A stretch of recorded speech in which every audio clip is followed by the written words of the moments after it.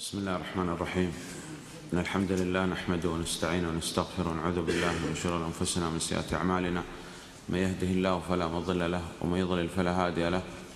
وأشهد أن لا إله إلا الله وحده لا شريك له. والصلاة والسلام على رسول الله وعلى آله وأصحابه أخذنا بالأمس hier من كتاب البيوع ولله الحمد. points concernant le chapitre du commerce. Qu'est-ce qu'on a vu? أخذنا بالأمس. Qu'avons-nous vu hier? الأصل في البيع Que la base dans les transactions commerciales est la licéité, c'est autorisé. نعم. وهذا من المؤلف رحمه الله تعالى هو القسم الثاني من الفقه على ما قسمنا. C'est la seconde partie de la jurisprudence, comme on l'avait vu précédemment. Première partie, les adorations. Deuxième partie, les transactions d'ordre commercial ou social. Donc la base dans les transactions commerciales, c'est l'autorisation. Quelle qu'elle soit, ça c'est la base. Et dans les adorations, la base, c'est l'interdiction. Sauf ce qui est autorisé par les textes.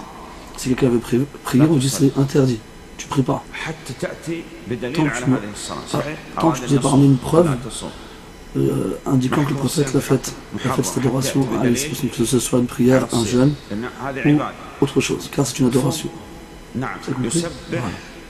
S'il veut glorifier Allah Ta'ala selon une certaine forme, par exemple 1000 fois de suite, on dira non, c'est interdit. Donc tu n'as pas ramené une preuve comme quoi on peut glorifier Allah de cette façon. Parce que c'est une adoration. Quant aux transactions, fais ce que tu veux, sauf s'il y a un texte qui lui interdit. Par exemple ce vêtement-là. Si quelqu'un lui dit à celui qui porte ce vêtement il est interdit, on lui dira non, parce que la base, le vêtement, quel qu'il soit, il est autorisé. Donc si tu prétends qu'il est interdit, tu dois absolument ramener une preuve. Quelqu'un, il porte de la soie. Ben, la base, c'est que c'est autorisé. Mais comme il y a une preuve qu'il est interdit, alors on passe de la base qui est l'autorisation vers l'interdiction. Le port de la soie est interdit pour les hommes, comme on va voir par la suite. Si quelqu'un vient m'acheter par exemple une marchandise quelconque, il me propose 2 euros, et moi je donne cette marchandise. Est-ce que c'est permis de faire ça? Oui, la base c'est l'autorisation, tant qu'il n'y a pas un texte qui vient l'interdire. Donc les conditions du commerce. Donc déjà avant, quels sont les piliers du commerce? Donc il y a un contrat, enfin je dis quelqu'un qui fait la transaction, c'est-à-dire il y a le vendeur et l'acheteur, et il y a le fruit de la transaction, par exemple une voiture, une Porsche, par exemple. Et il y a une formulation claire qui indique le fruit de la transaction. Par exemple, le vendeur dit je te vends cette Porsche à 500 000 euros, par exemple. Et lui, l'acheteur, il dit j'ai acheté. C'est la formulation précise du commerce. On a des commerces aujourd'hui, des forces de commerce aujourd'hui dans lesquelles il n'y a ni proposition et ni réponse de la part de l'acheteur. Ça, c'est des commerces qui sont connus aujourd'hui, mais il n'y a pas de mal dedans parce que c'est comme ça que les gens se sont compris. Donc il y a trois conditions qu'Ibn Taymiyyah a citées pour que le commerce soit valide. 3 choses qui doivent être absentes. Al-riba, les intérêts, al-zulm, l'injustice, wal-gharar, wal-jahl, c'est-à-dire l'ignorance et la tromperie.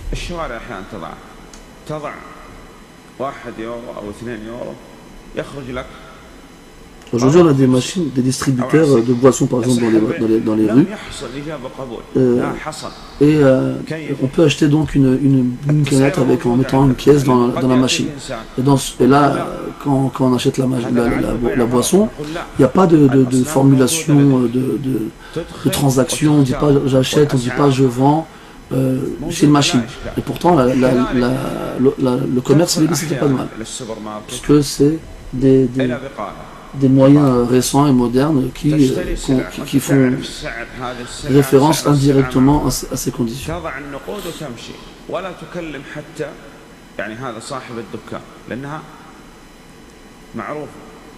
الأسعار بعض الأشياء أسعارها معروفة لا إشكال فيها. فإذا خلا من الربا Donc il faut que le commerce soit exempt d'usure, d'intérêt, d'injustice, de tromperie et d'ignorance. Si ces choses-là sont absentes, alors le commerce il est licite. Il faut aussi qu'il y ait le consentement des deux parties, donc du vendeur et de l'acheteur, ce qui exclut.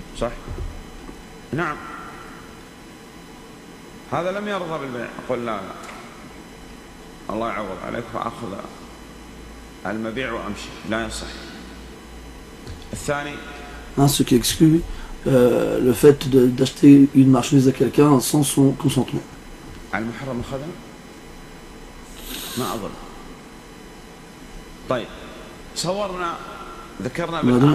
On a donné un exemple hier,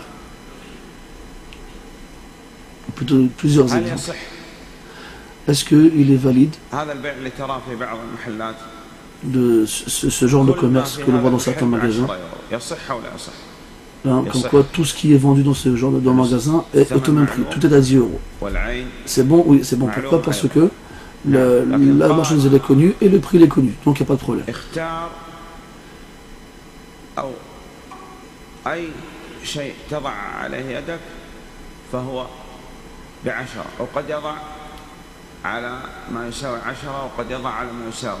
Et si on lui dit par exemple, rentre dans le magasin en fermant les yeux, et toutes choses sur lesquelles tes mains tombent, alors il sera pour toi à 10 euros.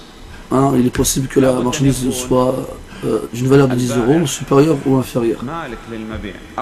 Dans ce genre de cas-là, il y a une ignorance.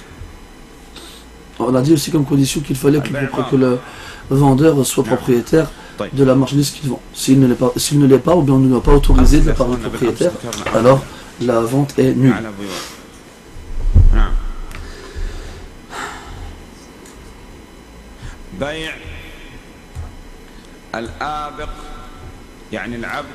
Est-ce que j'ai le droit de vendre un esclave qui s'est sauvé et qui est parti de l'obéissance de son maître? Est-ce que j'ai le droit de vendre un esclave qui est parti, qui s'est sauvé? Sauf dans un seul cas qui est cité par les savants, c'est lorsque le maître il est capable de récupérer l'esclave, il sait qu'il est où, il peut aller le chercher. Là il peut le vendre. Si par contre il ne sait pas il est où, si on ne sait pas il est parti où, alors on peut le vendre, tant qu'il n'est pas revenu. Si quelqu'un a des oiseaux par exemple, et il a un oiseau en train de voler dans le ciel, est-ce qu'il a le droit de vendre cet oiseau là-haut? Non, il n'a pas le droit. Est-ce qu'il a le droit de vendre des poissons dans l'eau? Non, il n'a pas le droit. Sauf s'il a un bassin lui appartenant dans lequel ces poissons sont gardés. Donc il propose de vendre un de ces poissons à un acheteur et il le lui sort directement après. Directement. Donc là il n'y a pas de mal. Si on vend un oiseau et on sait qu'on est capable de le récupérer parce qu'il est apprivoisé, donc là il n'y a pas de mal, même s'il vole dans les airs au moment où on le vend.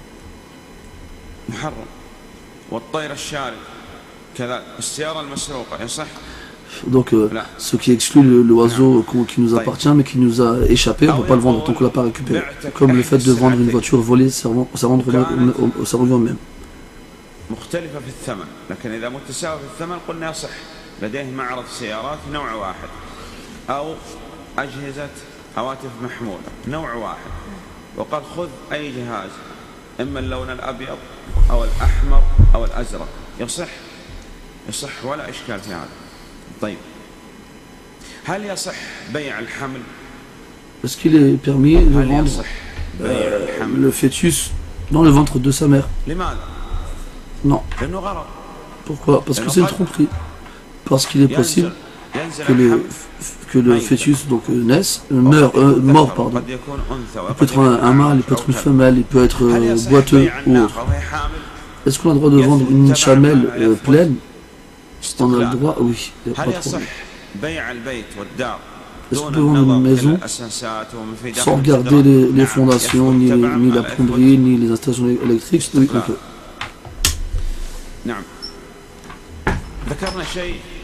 On a cité aussi quelques éléments en rapport avec les intérêts. Les intérêts donc dus au rajout.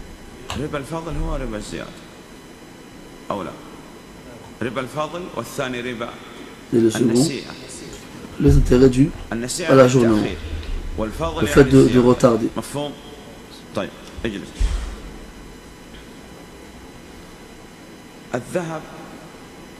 L'or et l'argent.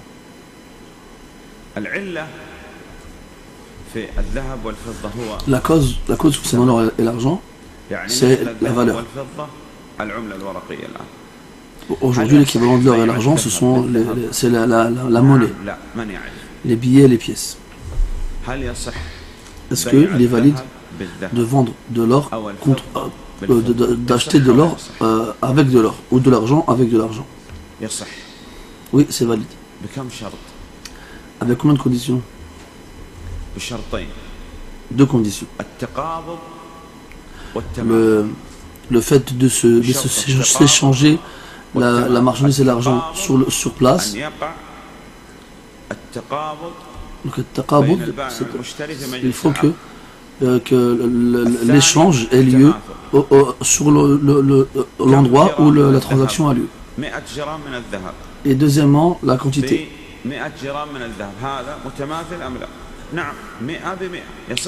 Par exemple, il faut qu'on vende 100 grammes d'or contre 100 grammes d'or. Dans ce cas-là que c'est valide. Quelqu'un, il a 100 grammes d'or par exemple. Mais de l'or ancien. Et quelqu'un, donc c'est une personne, il se rend dans un magasin où on vend de l'or aussi.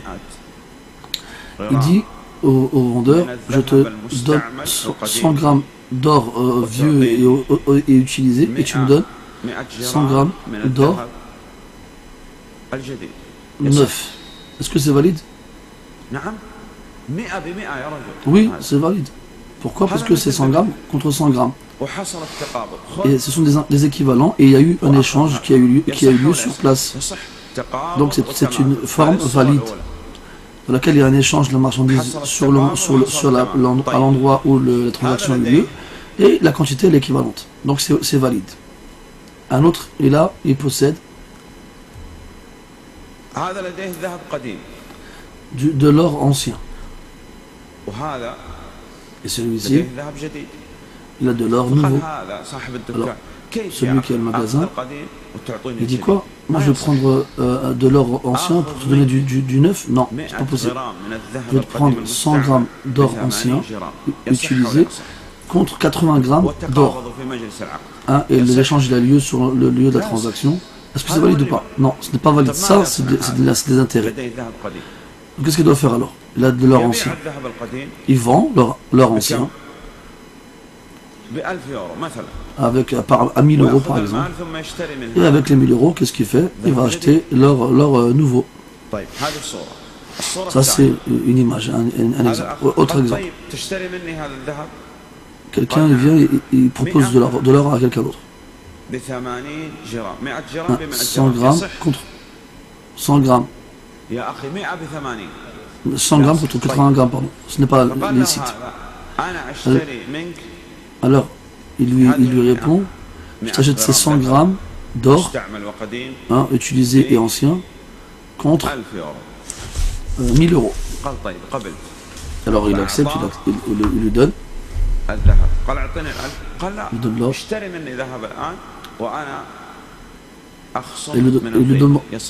Il lui demande alors les 1000 euros, et l'autre il refuse. وكأنه تحايل الآن على بيع الذهب القديم بذهب جديد مع التفاضل، صح؟ نعم. إذا إما أن يأتي ويقول خذ الذهب القديم واعطني المال، يضع المال في جيبه. Comme condition, il faut qu'il y ait l'échange de la marchandise et de la monnaie ou bien de l'argent sur le lieu de la transaction pour que celle-ci soit valide. En plus du fait qu'il doit y avoir la même quantité. Il y a aussi l'argent rentre sous les mêmes conditions. Donc aujourd'hui, le système monétaire, quelqu'un il a 100 euros. Donc un billet. Et là, il va y avoir un homme dans un magasin. Il lui demande de la monnaie sur ses 100 euros. Là, le propriétaire du magasin, il accepte, mais il lui propose 90 euros. Est-ce que c'est valide ou non? Non, ce n'est pas valide. Il doit absolument lui rendre la même valeur. Si la monnaie elle est différente, une monnaie en or et une monnaie en argent, quelqu'un il a 100 grammes d'or et il veut acheter avec ces 100 grammes d'or 1000 grammes d'argent. C'est valide ou pas? Oui, c'est valide. À quelles conditions? L'échange de la transaction, l'échange donc de la marchandise et de la monnaie à l'endroit de la transaction.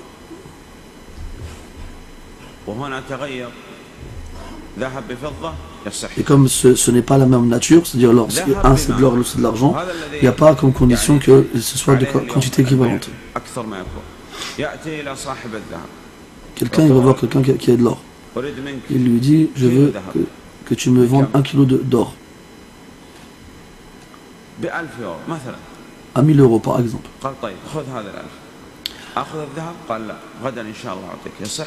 Il lui dit, donc l'homme il accepte de lui donner le kilo d'or, et quand il lui demande son dû, les 1000 euros, l'autre lui dit non, pas tout de suite, je le donnerai demain.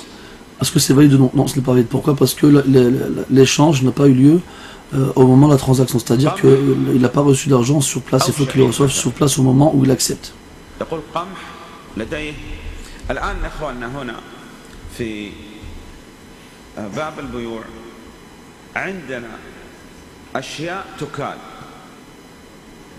faut savoir que dans le commerce, on a des choses qu'on pèse en volume et des choses qu'on pèse en poids.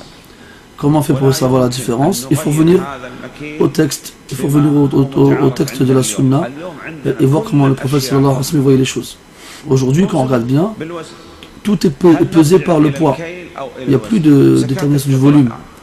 Par exemple, l'aumône de la rupture du jeûne, c'est un sa' de nourriture. Donc 4 fois ce qu'on peut réunir entre ces deux mains. Comment ça fait en kilos? C'est un poids différent en fonction de la nature de ce qui est pesé. Donc le poids en riz sera différent que celui d'un poids en blé. D'accord? Donc on doit revenir à l'époque du prophète sallallahu alayhi wa sallam pour savoir qu'est-ce qui rentre dans ce qui est déterminé par son volume et qu'est-ce qui rentre dans ce qui est déterminé par son poids. En arabe on dit al-makil et al-mawzoun. Donc aujourd'hui par exemple il y a des choses qui sont pesées comme l'huile d'olive.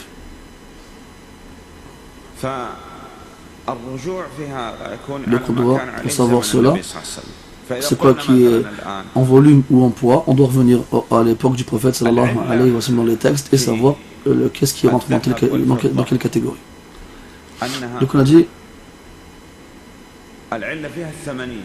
que la cause de l'interdiction, la cause des intérêts, pardon, est due au fait de la différence de la quantité des choses qui sont échangées et aussi le fait que la transaction, du moins l'échange, n'ait pas lieu complètement au moment de la transaction. Donc il y a 8, on a vu,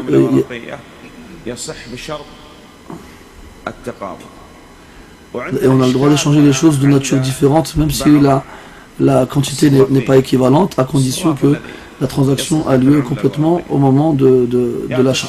C'est-à-dire on vend et on achète en se faisant l'échange de main à main directement. Si quelqu'un il a des dollars et il veut des euros, je lui dis d'accord. Donne-moi par exemple 1000 euros et je te donne 1500 dollars. Donc il lui donne 1000 euros. L'autre dit 1 minute. je rentre dans cette pièce et je te ramène avec l'autre monnaie. Est-ce que c'est valide? Ce n'est pas valide. Qu'est-ce qu'il doit faire alors? Il doit prendre l'argent. Il va chercher l'équivalent de l'autre monnaie. Et après, quand tu seras revenu avec, je te donnerai ma somme. Comme ça, on fait un échange de main à main, directement. Si lui passe les 1000 euros, et devant lui, il compte les billets des euros et les billets des dollars. Est-ce que c'est valide ou pas? Oui, c'est valide, pas de problème. On a un problème, c'est que certains jeunes dans la mosquée, ici par exemple, il dit, tiens, fais-moi la monnaie de 100 euros en un billet de 100 euros, et je veux des billets de 20 euros, plusieurs billets de 20 euros, dans la mosquée. Dans la mosquée, est-ce que c'est permis de faire ça? De faire de la monnaie sur de l'argent. Par exemple, moi j'ai un billet de 100 euros et je demande à quelqu'un qui me donne des billets de 20 euros. Est-ce que c'est permis de faire ça dans la mosquée? Il y a des gens qui disent que ce n'est pas valide de faire ça dans la mosquée. Est-ce que le fait de faire monnaie c'est de la vente? Oui. Ça c'est le chapitre de la vente, du commerce. Ça rentre dans le commerce, bien sûr. S'il dit je n'ai que 4 billets de 20, donne-moi les 100 euros et je te donnerai 4 billets de 20 euros et après je te donnerai les 20 euros plus tard quand on arrive à la maison, à la voiture en sortant de la mosquée, de la maison. C'est valide ou pas? Non, ce n'est pas valide. Il doit obligatoirement procéder à l'échange main à main sur place. Ce n'est pas valide de faire ça. C'est compris? Et il n'est pas permis de faire cela, donc de faire de la monnaie dans la mosquée. Ça c'est du commerce. Ça. Les savants citent cela dans les livres. Donc on a dit la cause dans l'or et l'argent, c'est la valeur. Et dans les dattes et dans le blé,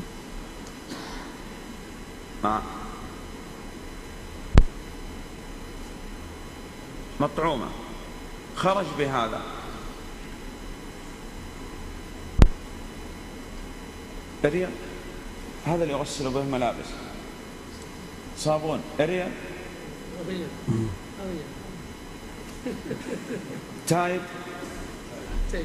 تايد واريال.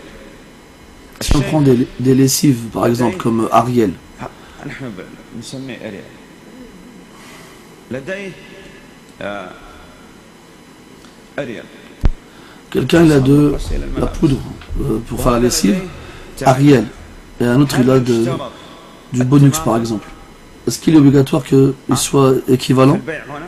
Non, pour faire un commerce? Non, parce que ça c'est pas des choses qui se mangent. Les intérêts sont présents dans l'orge, le blé, les raisins secs et les dattes. Pourquoi? Parce que c'est des choses qui se mangent. Et c'est aussi une denrée qu'on peut conserver, selon certains savants. Est-ce que les intérêts sont présents dans les fruits? Non. Est-ce que ça marche? Est-ce que les intérêts sont présents dans le sel? Oui. Pourquoi? Parce qu'on peut faire avec de la nourriture. On peut le manger. Encore une fois. Par rapport aux dattes, au blé et à l'orge, la raison qui justifie le fait que ce soit des choses dans lesquelles les intérêts sont possibles, c'est le fait que ce soit mangeable. Contrairement aux lessives qui elles ne le sont pas. Aussi le fait que ce soit une denrée conservable. On peut les conserver, c'est des choses qu'on peut mettre de côté longtemps. Contrairement aux fruits, hein, si j'échange une et orange contre deux, il n'y a pas de problème parce que ça ne répond pas aux conditions des éléments dans lesquels on trouve des intérêts. Et si on parle des épices par exemple, le poivre, le cumin ou autre, ça rentre dedans aussi comme le sel, oui. Donc on ne vend pas quelque chose dont on détermine le volume par quelque chose du même genre sans qu'il ne soit de la même nature.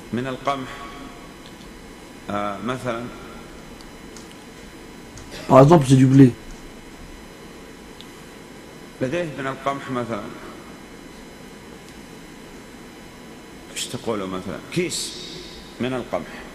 va dire j'ai un sac de blé, par exemple. J'ai envie de le vendre contre un autre sac de blé. Est-ce que c'est vrai ou non? Blé contre du blé.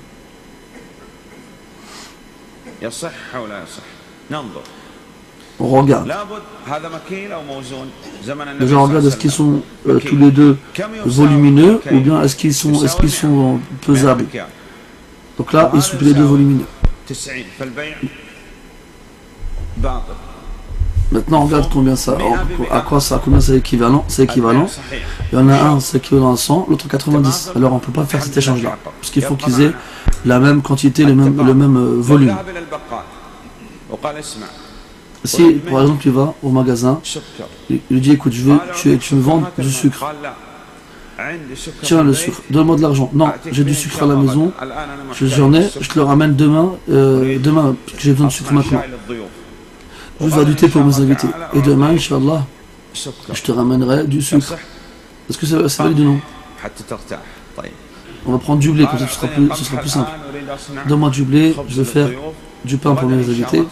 Et demain, Inch'Allah, je te ramènerai du blé de la maison. Combien?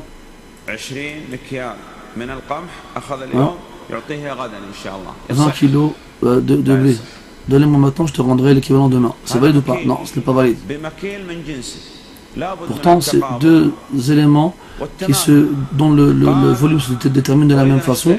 Cependant, le fait que l'échange n'a pas eu lieu main à main sur le champ, ça le rend interdit. Et ça fait de ça des intérêts.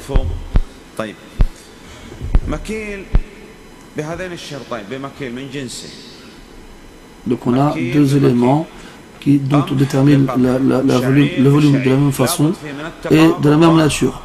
Et il faut que l'échange ait lieu sur le moment de main à main. Si j'échange du blé contre de l'orge, est-ce que c'est valide ou non? Du blé contre de l'orge. Oui, c'est autorisé à une condition.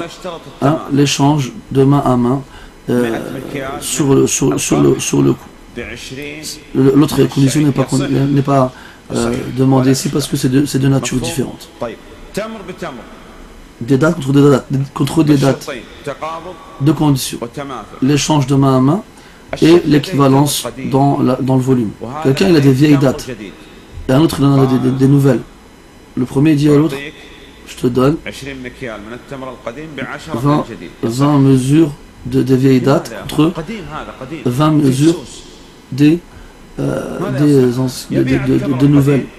Ce n'est pas valide. Pourquoi? Parce que même s'ils sont de même nature, ils ne sont pas de même qualité. Il y a plusieurs sortes dans les dates. Donc il doit vendre des anciennes et avec l'argent qu'il aura acheté, il achète des nouvelles. Donc on a un type de date qu'on appelle soukari, on va dire les sucrés, et d'autres conditions, bourni qu'on va dire marron. L'ordre, on doit appliquer les deux règles obligatoirement. Même si ce sont des dates, le fait que ce soit des sortes de dates différentes, c'est comme si ça leur fait appliquer les deux conditions. Donc l'équivalence et l'échange de main à main.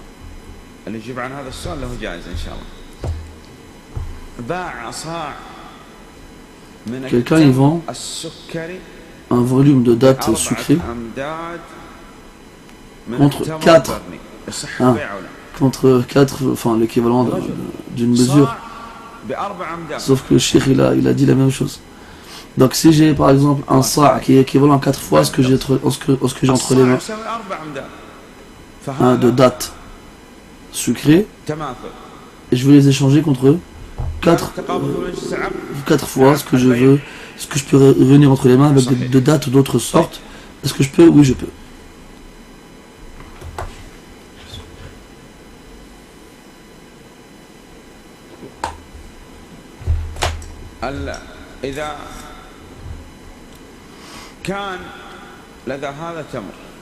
Si quelqu'un il a des dates par exemple, et un autre il a des dates aussi, il lui dit écoute, je ne sais pas combien j'ai de dates moi dans ce que je possède. Et l'autre lui dit, je ne sais pas non plus combien j'en ai aussi. Ils veulent s'échanger leurs dates. Est-ce que c'est valide? Hein? Il faut bien comprendre. J'ai des dates, je ne sais pas combien, ça revient à combien en volume. Et l'autre, il a dit, moi aussi j'ai des dates, je ne sais pas j'ai combien en volume. Est-ce qu'on peut se les échanger? C'est valide ou pas? Non, c'est pas possible. Pourquoi? Parce qu'il y a une ignorance, on ignore la quantité. On doit faire quoi pour que ce soit valide? Eh bien, on doit déterminer le volume du premier et le volume du second. Et après, on doit faire un échange équivalent en quantité. Certaines personnes, ils ont une certaine transaction. Et par exemple, ils vont voir quelqu'un, il dit, je te donne mon téléphone, tu me le tiens. Il ne lui montre pas son téléphone comment il est. Est-ce que c'est valide ou pas? C'est bon, on est d'accord? C'est valide? Ce n'est pas valide. Ou bien il met sa main sur sa montre et il propose de l'échanger contre la montre de l'autre. C'est possible ou pas? Non, ce n'est pas possible. Pourquoi? Parce qu'on ne sait pas quelle est la valeur de sa montre vu qu'il la cache. Il est possible qu'elle soit très très inférieure en prix à la montre de l'autre personne. Donc ce n'est pas valide. Ce n'est pas valide. Pourquoi? Parce qu'il y a de la tromperie et de l'ignorance dans cette transaction-là. Si on ignore la quantité, c'est comme si on connaissait la différence entre les deux marchandises. Donc c'est interdit.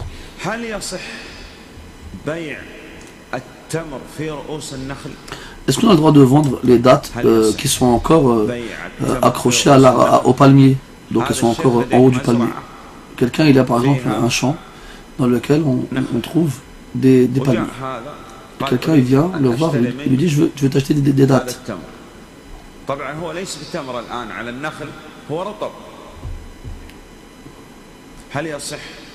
Est-ce que c'est valide de faire cela? Non, c'est pas valide.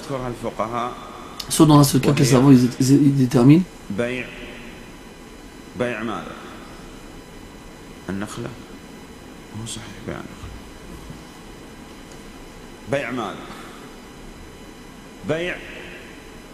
Le fait de vendre ce qu'on appelle en arabe la araya, c'est-à-dire c'est comme si l'arbre il était nu. Comment cela est possible? On va expliquer cela. Quelqu'un a un jardin dans lequel on trouve des palmiers. Et il a donc des gens qui travaillent pour lui, qui travaillent dans ce jardin.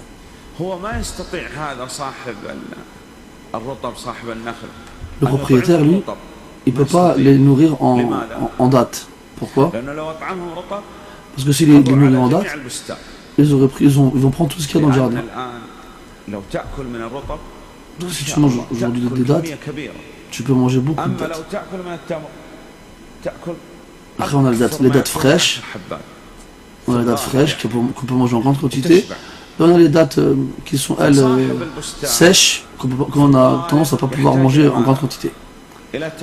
Donc généralement, on a besoin de dates sèches. Et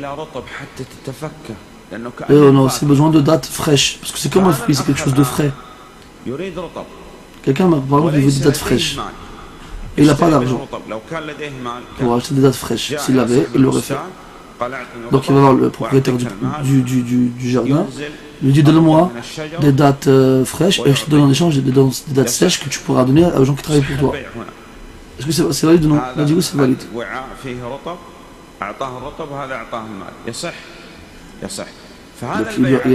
on échange des dates fraîches contre des dates sèches, c'est possible ou pas? Oui. C'est valide seulement dans un cas que le prophète il a évoqué.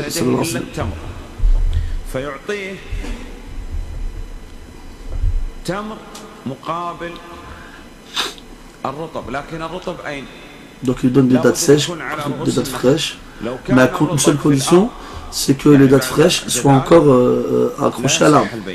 Si les dates elles sont cueillies et qu'elles sont plus à l'arbre, ce n'est pas possible. C'est le seul cas où c'est possible.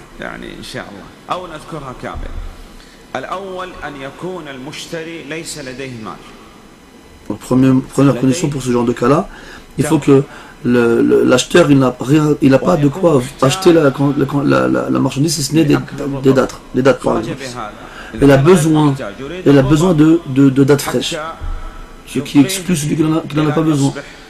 Par exemple, celui qui veut acheter des dattes fraîches pour qu'elles vieillissent et deviennent sèches. Non, ça, lui, il n'a pas le droit. Il faut qu'il en ait besoin au moment. Deuxième condition, il faut que l'échange ait lieu sur place, de main à main. Par exemple, il vient, il donne des dattes sèches, l'autre lui dit tiens, les dattes sont sur l'arbre, tu peux venir les prendre que tu veux.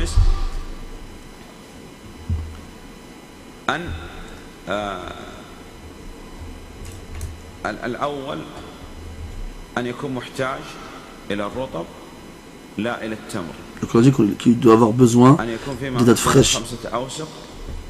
Il faut que ce soit inférieur à une certaine quantité.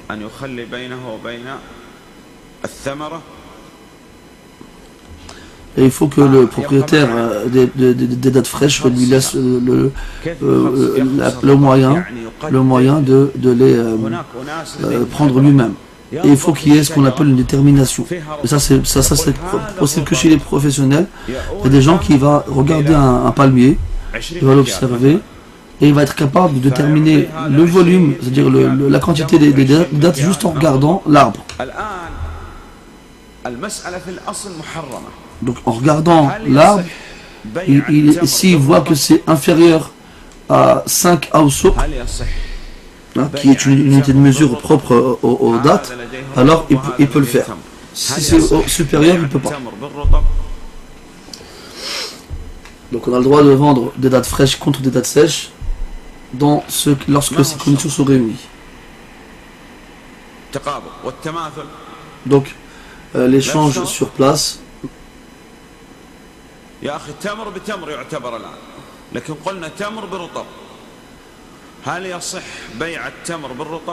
qu'on a le droit de vendre des dattes sèches contre des dattes fraîches? C'est possible ou pas? Ce n'est pas possible. Parce que on ne peut pas savoir quelle est la quantité des dattes fraîches. Parce que quand il sèche, il diminue en volume. On a demandé au prophète sallallahu alayhi wa sallam pour cela. Il a dit, le prophète sallallahu alayhi wa sallam, est-ce qu'il diminue quand il sèche? Il a dit oui. On lui a répondu oui. Donc là, il a fait référence à la cause de l'interdiction. Parce qu'on n'a pas d'équivalence entre lorsqu'on échange des dattes fraîches contre des dates sèches. Sauf dans le cas, l'exception qu'on a citée précédemment. Donc on passe à autre chose, on n'a pas le droit de faire une transaction dans ce qui est interdit. Et là, soit l'interdiction concernera la forme de la transaction, ou bien ce qui est le fruit de la transaction. Est-ce qu'on a le droit de vendre pendant des statues? On a le droit? Est-ce que c'est valide ou non? C'est interdit seulement? Subhanallah.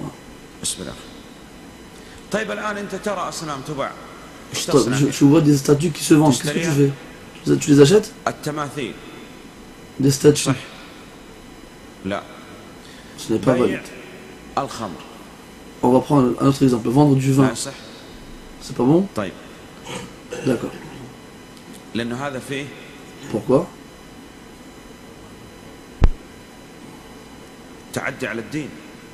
Il y a dans cela une transgression, dépasser les limites imposées par l'islam. Est-ce qu'il est valide de vendre des œufs? Des œufs de poule par exemple. C'est valide? Vendre du raisin. C'est valide. Ça c'est la base. Dans la vente de toutes choses, c'est autorisé. Quelqu'un vient te voir, il te dit j'ai du raisin, je veux t'acheter ce raisin. Je vais le vendre à quelqu'un. Quelqu'un il vient me voir en me disant je vais l'acheter pour faire du vin. Là, on ne peut pas lui vendre. Pourquoi? Parce que cela équivaut à s'entraider dans l'interdiction et la transgression. Donc vendre du raisin c'est illicite, mais si je vais le vendre à quelqu'un pour qu'il fasse du vin, alors je ne le fais pas.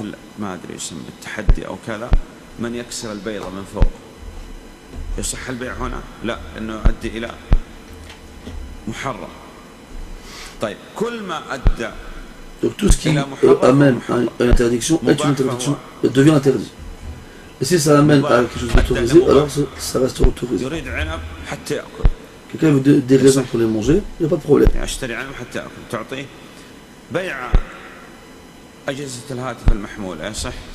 Vendre des téléphones portables, c'est valide? Des ordinateurs, c'est valide?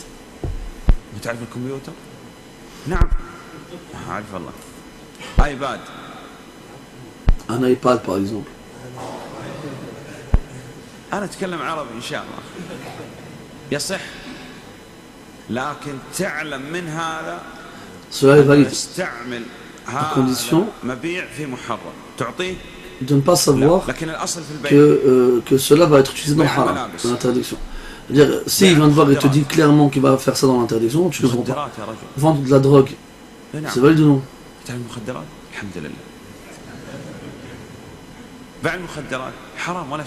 C'est interdit sans aucun doute. Vendre du vin, vendre une bête morte. Quel est le jugement du fait de vendre une bête morte, quelle qu'elle soit? C'est valide ou non? Celui qui sait, il lève la main. On regarde une sauterelle par exemple. On a le droit. Un cadavre de porc. S'il est vivant, on n'a pas le droit de le vendre. Comment on peut vendre mort? N'hésite même pas, réfléchis même pas, c'est clair. Un cadavre qui provient de la mer. C'est quoi son jugement? C'est illicite, c'est pas de problème. Un cadavre au vin, d'un mouton par exemple, c'est interdit. Un cadavre de chien, interdit aussi. Les statues, les talismans, toutes les sortes de talismans interdits, même si c'est du Coran, et ne te mets pas d'ambiguïté. Le fait qu'un musulman il vende dans le but d'annuler la vente d'un de ses frères. Donc moi je me mets d'accord avec quelqu'un pour lui rendre mon téléphone par exemple. On détermine le prix. On va dire 100 €. Il a pris le téléphone. J'ai pris l'argent. Il y a un autre qui vient le voir. Il dit Subhanallah. Tu l'as acheté, ce téléphone à 100 €? Moi, je te le vends un téléphone meilleur que celui-là, à 50 €. Alors il me dit qu'Allah te récompense. C'est valide de faire ça ou pas? Ce n'est pas valide de faire ça. Ou encore, quelqu'un vient me voir, il me dit pourquoi tu l'as vendu 100 €? Moi je te l'aurais acheté 120 €. Il a le droit de faire ça ou pas? Il n'a pas le droit de faire ça. Et tu vois des gens des fois, dans la même assise, les gens se mettent d'accord pour acheter une marchandise avec un certain prix. Un autre lui dit non, moi je l'achète à 120 €. Un autre il fait non, n'achète pas. Là-bas il y a un magasin, il te le vend la même chose à 90 €.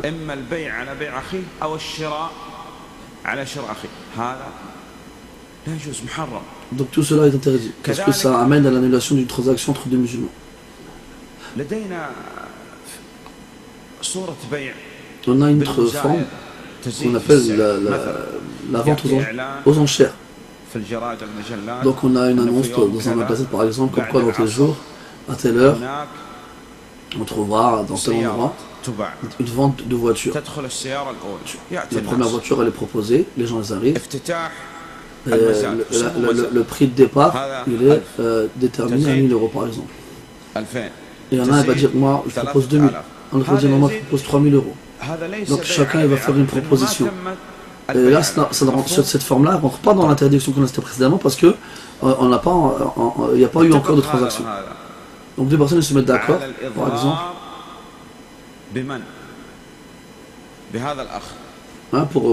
pour tromper une personne. Ils se sont dit quoi? Qu'est-ce qu'on va faire? Ils se sont dit on va venir et on fait exprès d'augmenter le prix. La marchandise, elle vaut à la base 100 euros.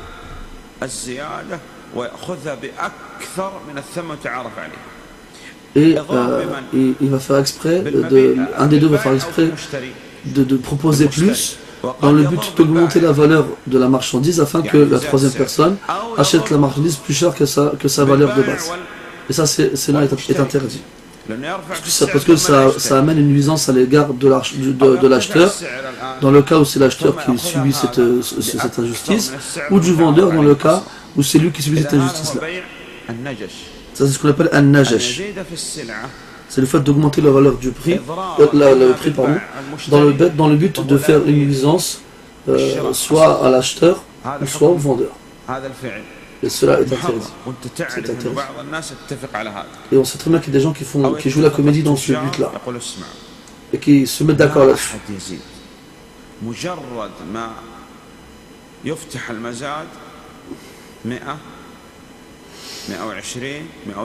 قال الكل يتوقف حتى يضر بمن؟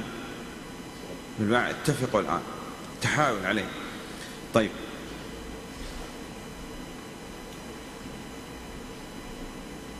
الآن المقامرة، بيع البيض للقمار محرم، العنب لمن يصنع خمر محرم،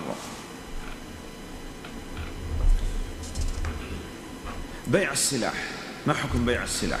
Est-ce qu'on a le droit de vendre des armes? Des armes. أسلحة. الأصل الجواز. La base, c'est que c'est autorisé. Tout le temps. Quelle que soit la question qu'on te pose dans la vente, la base, c'est l'autorisation. Celui qui te dit que c'est interdit doit ramener une preuve obligatoire.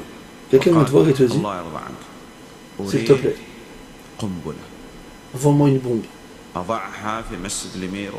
Je vais mettre dans la mosquée des Miro, comme ça on se débarrasse de ces gens-là. Surtout celui-là qui fait le courage. Est-ce que c'est valide ou non? Non, c'est pas valide. Ou encore, le fait de vendre des armes quand il y a une période d'épreuve, de conflit. Il y a des tribus qui sont entrées en conflit, donc il y a un problème actuel, et il vient te voir et te demande des armes. On a vu qu'il y a une guerre vraiment dans un pays. Lui il vient et puis il donne des armes à ceux-là, pour les aider. Non, ce n'est pas valide.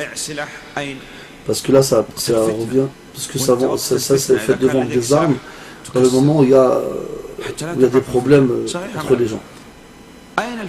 Donc on ne doit pas rajouter la fitna, bien sûr.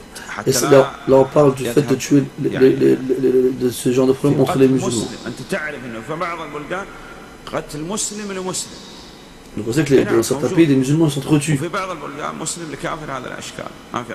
Dans d'autres pays, c'est des musulmans contre des mécréants. Et là, il n'y a pas de mal, à condition de respecter les conditions citées par les savants. Un brigand de chemin, par exemple. Il achète à un brigand des armes, par exemple. Quelqu'un, on sait que c'est un brigand, c'est un voleur. Ils vendent des armes. Est-ce qu'on a le droit de lui vendre, d'acheter ces choses-là, pardon? Moi, je veux rien faire avec les armes. Je vais les garder chez moi, c'est tout. Dans les urgences, on ne sait jamais. Est-ce que j'ai le droit de le prendre?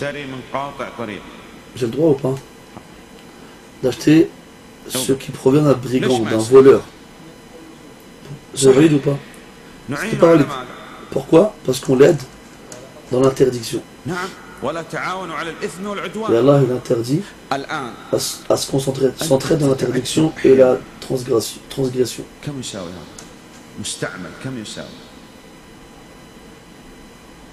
400 يورو؟ ها؟ 400 يورو؟ لا ما طيب هذا يساوي 400 يورو مفهوم؟ يأتيك إنسان يقول تشتري ب100 يورو. Quelqu'un vient, il te propose d'acheter un téléphone dont la valeur, même d'occasion, est de 400 euros, il te le propose à 100 euros lui. Je veux dire, wow, ça c'est une occasion en or ça. est-ce que tu as le droit de faire cela? On regarde, attends un peu. Généralement, celui qui vend des choses avec un prix très très très bas par rapport à sa valeur connue dans le marché, généralement, c'est un voleur. Il te vend un téléphone d'occasion dont la valeur générale dans le marché est de 400 € à 50 €. Il y a un problème, ça suscite le doute. Généralement, ça c'est le fruit d'un vol. Il y a des gens, il y a des endroits spéciaux dans lesquels on trouve les choses volées. Et les gens les connaissent. Et j'appelle ça ce genre de marché, les marchés noirs.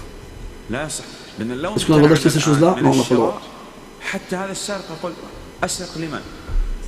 Si les gens n'achetaient pas les choses volées, eh ben, le voleur ne volerait plus parce qu'il ne trouverait personne pour les vendre.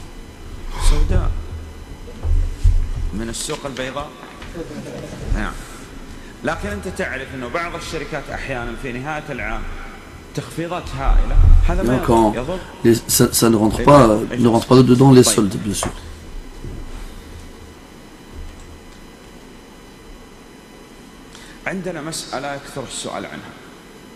Il y a une question qui revient très souvent. C'est quelqu'un qui m'a fait une umrah, par exemple. Il m'a emprunté une somme de 1000 riyals saoudiens. Il m'a emprunté 1000 riyals saoudiens. Moi maintenant j'arrive en France et je lui demande mon dû. Et il me dit mais j'ai pas de monnaie saoudienne moi. Il me dit je te donne des euros si tu veux. C'est valide ou non?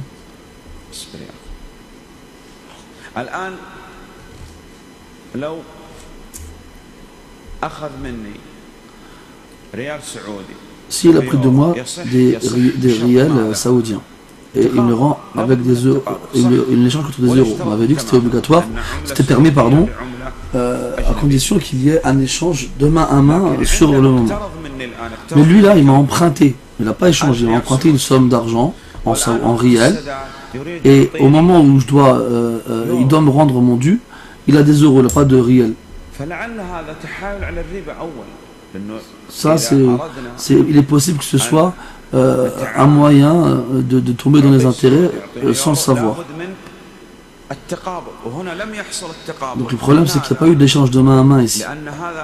Parce que c'était pas un échange ici, c'était un emprunt. Donc là, il a dit je te donne 1 euro, je te rembourse en euros. Parce que j'ai pas de riyals. Est-ce que c'est valide ou non? C'est valide à deux conditions. Deux conditions.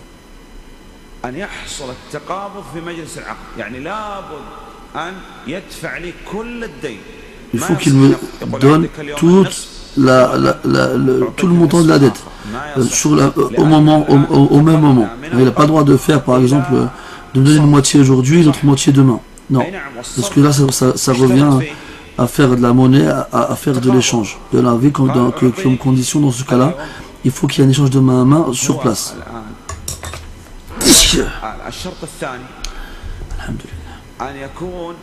Deuxième condition, que l'autre monnaie soit donnée, soit déterminée en fonction de la valeur aujourd'hui.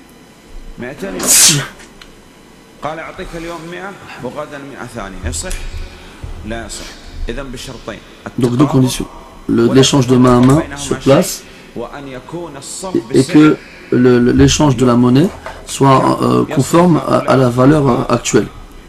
Si les 1000 riyals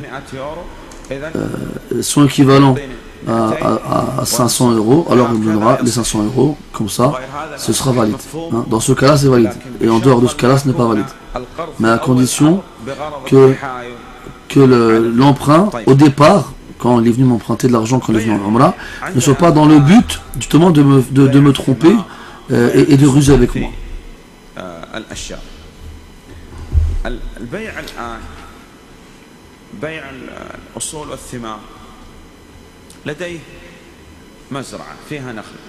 Quelqu'un, il a un champ dans lequel il y a des palmiers, pardon. Et il vend ce terrain avec tout ce qui s'y trouve, hein, avec les palmiers et tout ça. Le jour de la récolte, le vendeur, celui qui a vendu le terrain, il vient voir l'acheteur, il lui dit que toutes les dates, elles sont à moi. Les dates, elles sont à moi. D'accord? Donc, quelqu'un qui a un grand jardin dans lequel il y a des palmiers, il le vend à une autre personne. Donc, ils se mettent d'accord, il n'y a pas de problème. Et le jour de la récolte, le vendeur, le premier, eh bien, il revient voir le nouveau propriétaire, l'acheteur, et il lui dit que les dates, elles sont à moi. Hein, le vendeur, c'est lui qui s'est occupé donc des fruits. Hein. C'est lui qui a arrosé, c'est lui qui s'est occupé donc de cela. Donc au moment où le propriétaire de base, c'est lui qui s'est occupé de la pousse des dattes avant de vendre le jardin, alors c'est lui qui a le droit aux fruits dans la récolte, même après la vente. Si par contre il n'a rien fait lui, pour que les fruits poussent, donc les dattes poussent, et qui vend les palmiers, alors il n'aura pas le droit aux fruits le jour de la récolte. Sauf si le jour de la vente, l'acheteur il met comme condition dans le contrat de vente que les fruits lui appartiennent le jour de la récolte. C'est le seul cas. C'est quelqu'un qui vend des arbres. De cet arbre on trouve des olives par exemple, ou bien d'autres arbres on trouve des pommes, des oranges, on trouve des grenades et ainsi de suite. Et les fruits sont visibles. Ces fruits-là sont à qui? Ils appartiennent au vendeur. Pourquoi? Parce que c'est lui qui s'est accroché à cet arbre-là lorsqu'il a poussé. Rentre dans cela aussi les récoltes qui n'ont lieu qu'une seule fois.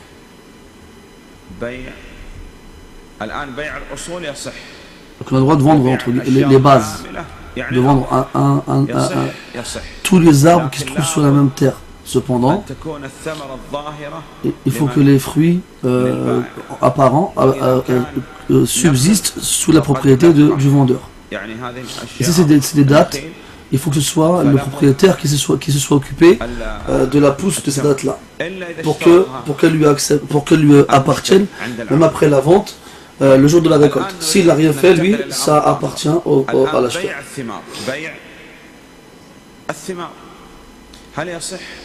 Donc là, on va voir, est-ce qu'on a le droit de vendre les fruits sur l'arbre? On regarde le cas. Est-ce qu'il est valide de vendre?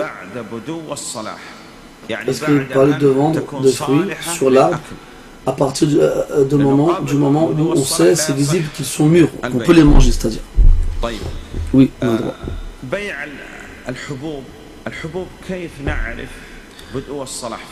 Est-ce qu'on a le droit de vendre des graines? Comment on sait que les graines elles sont valides? C'est-à-dire on peut les manger par exemple. Comment on sait? Il y a certains fruits dont la couleur elle change. Donc on peut savoir s'ils sont consommables ou non. Au début les dattes fraîches elles sont vertes. Et après il devient jaune. Quand il change de couleur, on sait qu'il est consommable ou non. Et pour les graines, comment on fait? C'est hein? Il y en a qui...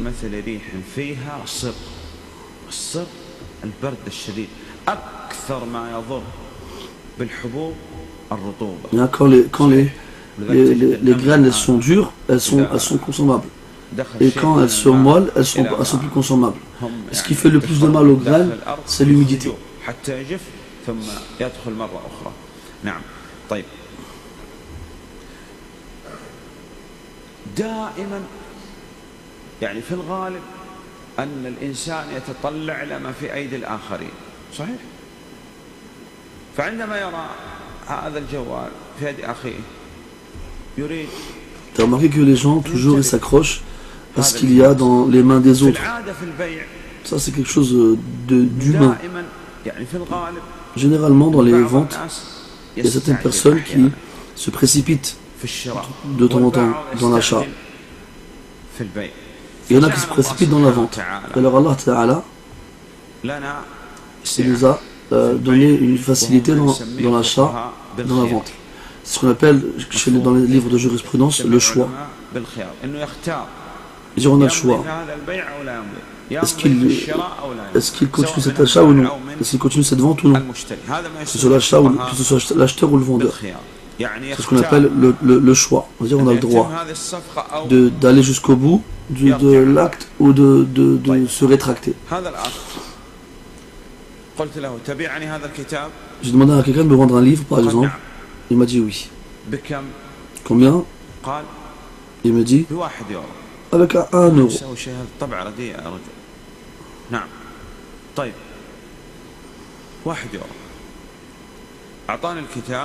Il me donne le livre et il prend 1 euro. La vente, elle il y a tout ce qu'il faut. Il y a consentement, propriété, pas d'injustice, pas de tromperie, pas d'intérêt. Donc là, la vente, elle est valide. Après, le vendeur, il s'est mis à réfléchir, il s'est dit, comment est-ce que je peux vendre ça à 1 euro? Moi, je veux pas.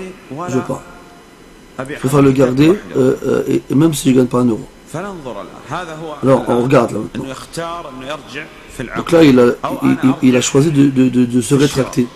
Ou bien moi, je me rétracte dans l'achat.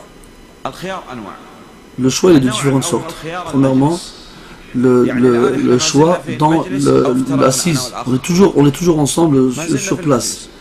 On ne s'est pas séparés, on est encore ensemble. Après que la transaction ait eu lieu, eh ben, il a le droit de se rétracter tant qu'on est dans la même assise. Même si on est resté longtemps ensemble. Par exemple, dans un avion, et l'avion il va voler pendant 10 heures. Donc, des fois, on a le choix de se rétracter sur les 10 heures de temps où on est ensemble. Ça, c'est ce qui est appelé par les savants comme étant le choix dans la même assise. Et il y en a, ils vont faire quoi? Ils vont faire exprès d'annuler ce droit au rétractage. On va dire, attends, j'ai tout à faire 2 secondes là. Après, il sort, il faut exprès sortir dans ce but-là, juste afin que les personnes ne puissent pas se rétracter. Et ça, bien sûr, c'est interdit parce que les actions ne valent que par les intentions.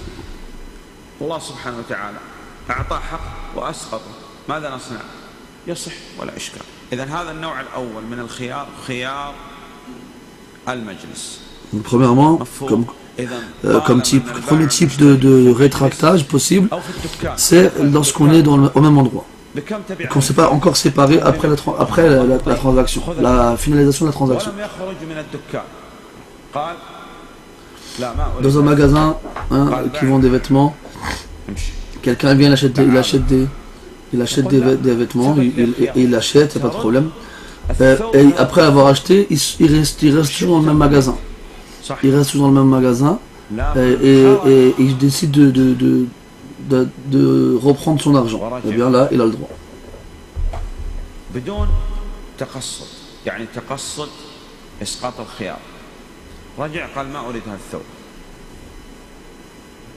ماذا نصنع الآن انتهى وقت الخيار انتهى نرشد البائع نقول اسمع هذا الآن الواقع يسميه العلماء إقالة ومن أقال مسلما عثرته يا أخي يستحب لك الآن إقالة هذا المسلم. Après, dans le cas où quelqu'un il veut se rétracter après avoir quitté l'assise, donc le vendeur il a le droit de lui refuser, et de lui rembourser. Cependant, il faut que le vendeur sache que si il facilite à son frère, eh bien Allah Ta'ala l'allégera de ses péchés le jour du jugement. Donc on l'incite et on lui conseille de faciliter pour son frère. Donc tant qu'ils ne se sont pas séparés, le vendeur et l'acheteur, ils ont le droit tous les deux de se rétracter. Donc si jamais ils se séparent, alors la vente elle est définitive. Avant cela, chacun d'entre eux ils peuvent annuler la transaction. Autre type de choix, de rétractage, c'est avec une condition. Quelqu'un il vend un téléphone, 400 €. J'accepte. Mais il met une condition. Il met une condition. Il dit qu'à partir du moment l'acheteur il dit quoi? Moi je veux prendre le téléphone, je vais le tester jusqu'à demain à la prière de Dhuhr.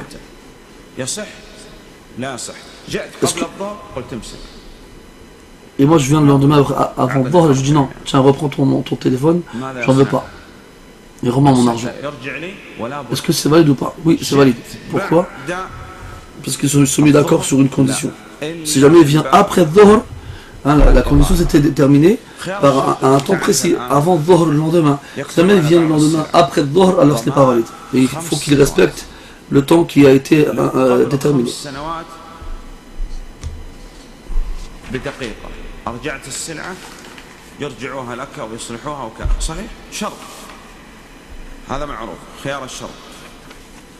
C'est ce qu'on pourrait appeler aujourd'hui comme la garantie par exemple.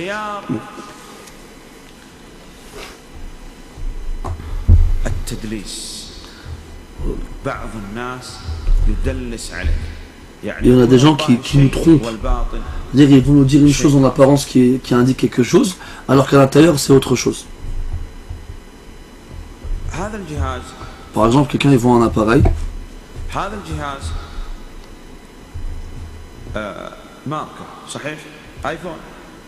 D'une marque connue comme l'iPhone par exemple. Donc un iPhone. Le vendeur, il a dit à l'acheteur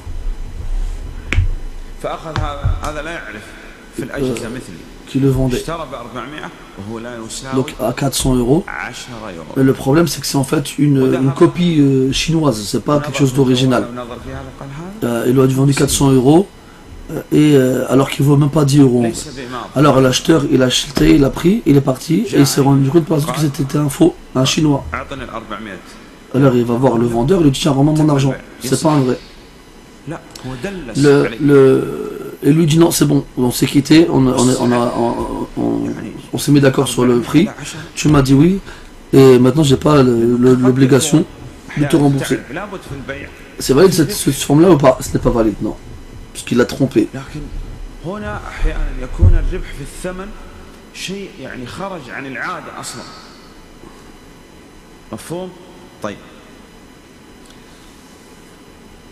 وهذا ما يسميه بعض الفقهاء بخيار الغبن. يعني هذا الجهاز يساوي 400 وهذا غريب لا يعرف جاء إلى الحج ولا العمرة. Quelqu'un qui est en voyage et qui ne connaît pas les prix des marchandises. Il vient par exemple en voyage et il arrive quelque part, il va acheter un appareil dont il ne connaît pas le prix. Alors que tout le monde sait que à cet endroit-là que cette chose-là ne dépasse pas 400 €. Alors il achète, il va dans le magasin, il demande la chose, on lui dit que ça coûte 4000 €. Alors lui, comme il ne connaît pas le prix, il achète. Et quand il sort et qu'il se rend compte dans l'endroit où il se trouve que finalement ça coûte 400 € et qu'il revient demander d'être remboursé, lui il a le droit. Parce qu'il s'est fait tromper. Il s'est fait tromper. Donc là, dans ce cas-là, il a le droit de revenir et annuler la vente.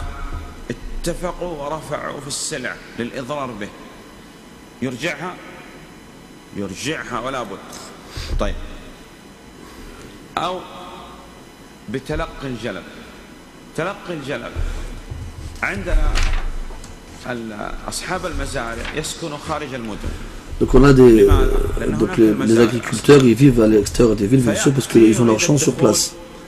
Il y en a un qui veut rentrer en ville pour vendre du fromage, par exemple. Donc il y en a un qui l'empêche de rentrer dans la ville, il se met sur le chemin. Et il l'accueille. Il lui dit, est-ce que tu as du fromage? L'homme lui dit oui. Et l'homme lui répond, combien? Alors l'autre dit, je ne sais pas encore, je vais en ville, je verrai sur place comment ça coûte. Alors l'homme lui dit, moi je te les achète 10 €. Alors qu'en vrai, coûte 100 €. qu'est-ce qu'on fait dans ce cas-là? Donc le propriétaire du fromage, qu'est-ce qu'il fait? Il doit aller en ville, il doit regarder les prix. S'il veut vendre à cet homme-là à 10 euros, là, il n'y a pas de problème. S'il ne veut pas, il ne fait pas. Donc là, dans le cas où il lui vend 10 euros, et qu'il se rend sur place, et qu'il se rend compte que c'est pas du tout ça le prix, il a le droit d'annuler la vente.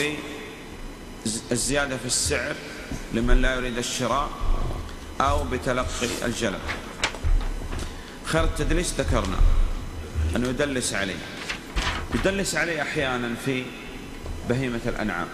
Des fois, la tromperie elle a lieu dans les bestiaux. Quelqu'un il a une chèvre par exemple,